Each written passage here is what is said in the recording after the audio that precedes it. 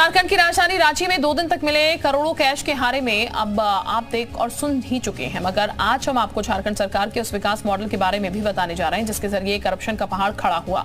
कैसे महज 10,000 की जांच से शुरू हुआ मामला 35 करोड़ तक पहुंच गया। कैसे 10,000 के लालच ने झारखंड के नेताओं और नौकरशाहों के इस पूरे गठजोड़ को बेनकाब कर दिया। इस रिपोर्ट के जरिए देखिए।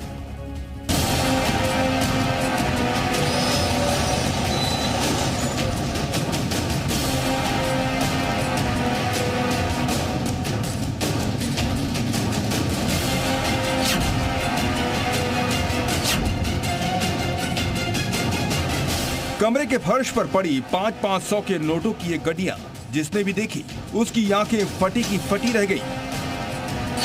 कोई भी नौकरी पेशा ईमानदार शख्स काले धन के इस पहाड़ को देखकर देश के करप्ट सिस्टम को कोस रहा होगा, क्योंकि प्राइवेट हो या सरकारी किसी भी विभाग में कोई भी कर्मचारी जिंदगी भर की नौकरी में इतने नोट नहीं देख पाएगा। मगर झारखंड में करप्शन के कुएं से इतना काला धन निकला कि अब सभी के मन में यही सवाल है कि आखिर इतने कैश का क्या होगा। दरअसल झारखंड सरकार के मंत्री आलमगीर के पीए संजीव लाल और उनके नौकर के पास से मिला 35 करोड़ कैश अब ईडी के लिए भी मुसीबत बन गया है। ईडी के सामने ये मुश्किल है कि 12 बक्सों में भरकर जो कैश वो अपने दफ्तर ले गई वो उसे कहां रखे, उसका क्या करे। जितनी मुश्किल ईडी की है उससे कहीं ज्यादा मंत्री आलमगीर के लिए हो गई है।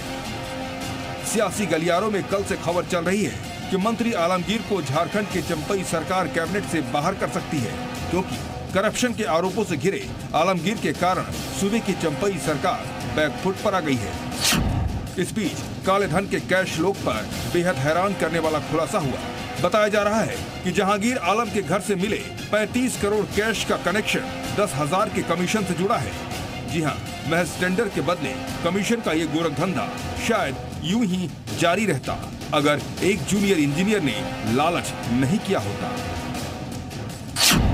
दरअसल 14 नवंबर 2019 को एंटी करप्शन ब्रांच ने झारखंड के ग्रामीण विभाग के एक जूनियर इंजीनियर को 10,000 की रिश्वत लेते हुए पकड़ा था।